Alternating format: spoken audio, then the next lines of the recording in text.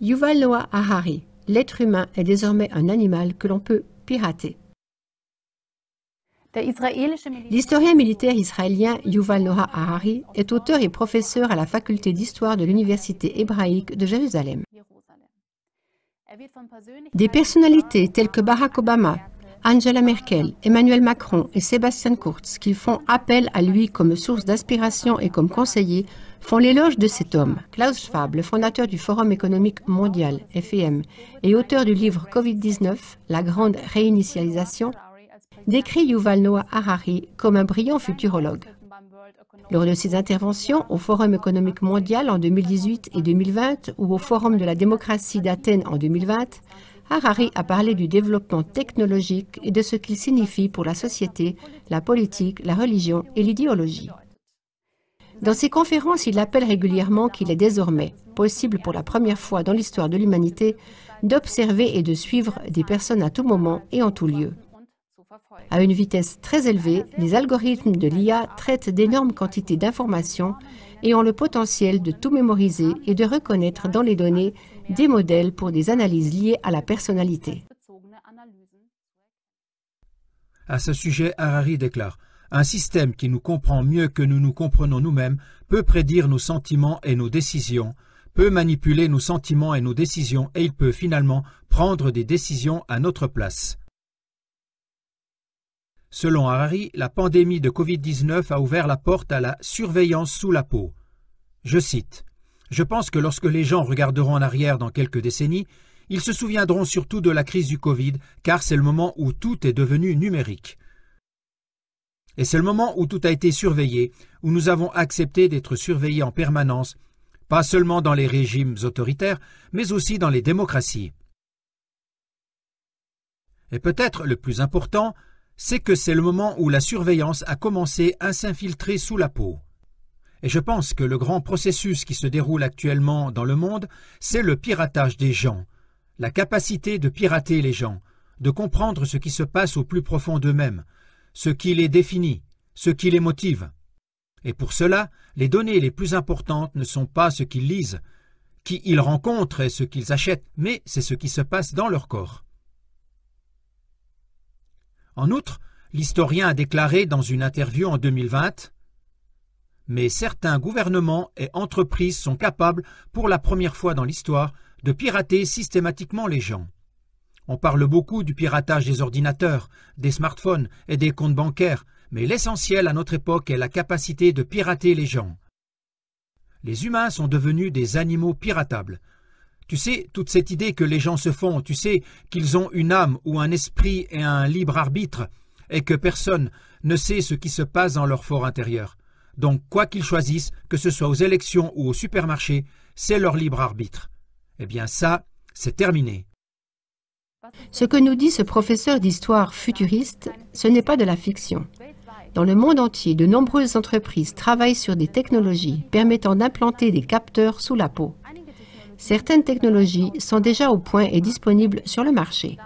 Elles visent entre autres à guérir des maladies, augmenter les capacités de l'homme ou tout simplement à rendre la vie plus confortable. L'éventail est large. L'entreprise anglo-polonaise Walletmore, par exemple, propose depuis l'année dernière des puces de paiement implantables. Celles-ci peuvent être injectées sous la peau et sont, selon Walletmore, autorisées par les autorités et fonctionnent partout où les paiements sans contact sont acceptés. Les gens utilisent de minuscules implants de micropuces pour déverrouiller leur vélo, pour remplacer la clé de leur maison ou pour entrer dans leur bureau. Des implants cochléaires restaurent la capacité auditive. Les diabétiques portent des capteurs pour mesurer leur taux de glycémie dans l'hypoderme. Leur discipline reine est la Brain Computer Interface, BCI, c'est-à-dire des interfaces cerveau-ordinateur qui relient le cerveau à l'ordinateur ou à des plateformes numériques, par exemple des clouds.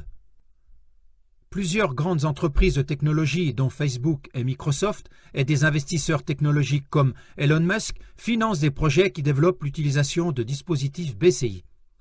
Les agences gouvernementales américaines étudient également les applications de cette technologie pour créer des super-soldats capables de communiquer entre eux par télépathie ou de contrôler des essaims de drones par la pensée.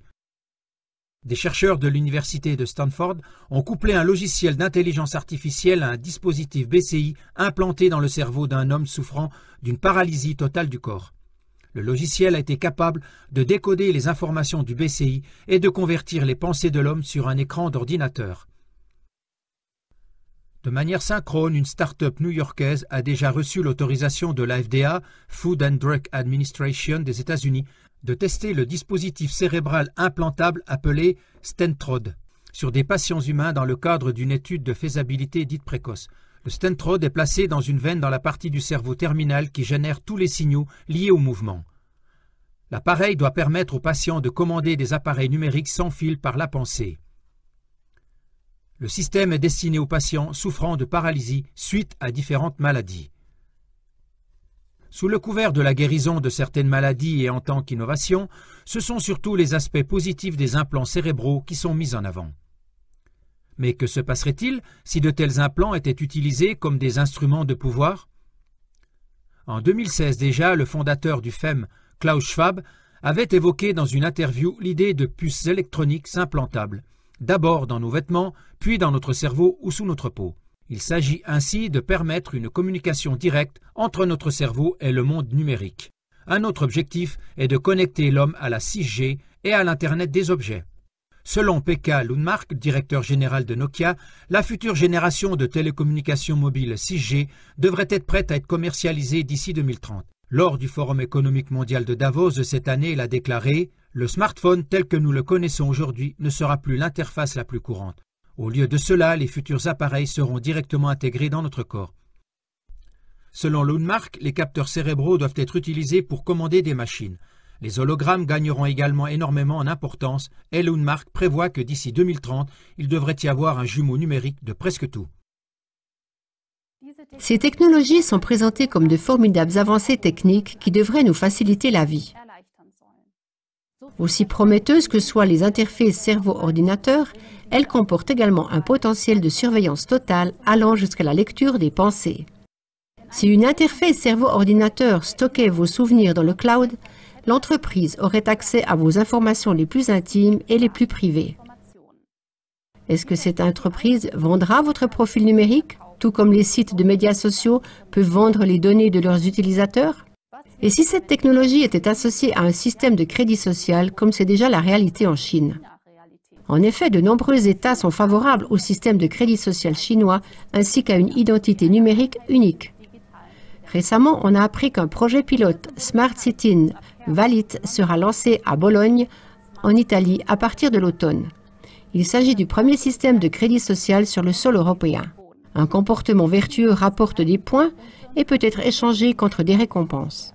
En Chine, un mauvais comportement est également sanctionné en conséquence. Le biotechnologue Marcus Schmidt se penche sur les raisons pour lesquelles nous, les humains, fusionnons de plus en plus avec la technologie et sur ce qui attend l'homme lorsqu'il sera connecté à l'Internet des objets. Il travaille avec d'autres scientifiques sur le projet de recherche international Future Body. Dans une interview accordée au quotidien Berliner Zeitung, le scientifique s'est exprimé à ce sujet comme suit.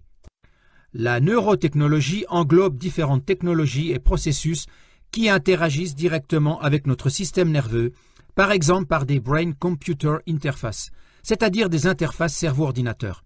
Il s'agit par exemple de l'Internet of Living Things, avec lequel le cerveau doit être relié au réseau, ou d'implants dans le corps qui permettent d'acquérir de nouveaux sens. Pour l'instant, la neurotechnologie concerne encore les personnes malades ou handicapées. Mais l'optimisation se poursuit et bientôt, les personnes en bonne santé pourront également utiliser ces technologies. On n'est bien sûr pas obligé de suivre cette tendance, mais ça devient de plus en plus difficile. Si on pense aujourd'hui à ce que serait la vie sans téléphone, sans ordinateur et sans compte bancaire, on se rend compte à quel point nous en sommes dépendants. Et cela se poursuivra à l'avenir. À partir d'un certain point, il est presque impossible de ne pas y participer. Sans puce cérébrale, on devient un être humain de seconde classe, même si on est en bonne santé.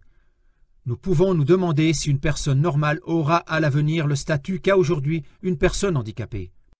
D'un autre côté, il pourrait aussi y avoir un avantage sélectif pour ceux qui n'ont pas de puce cérébrale, peut-être parce que cela ne les rendrait pas vulnérables aux cyberattaques. Des cyberattaques terroristes contre le corps humain ou même une répression ciblée par le gouvernement? Cela fait écho à ce que le scientifique israélien Harari a annoncé, à savoir que nous, les humains, sommes des animaux piratables sans libre arbitre. Mais chaque individu détermine par son comportement de consommation si ces technologies et produits disparaîtront du marché par manque de demande.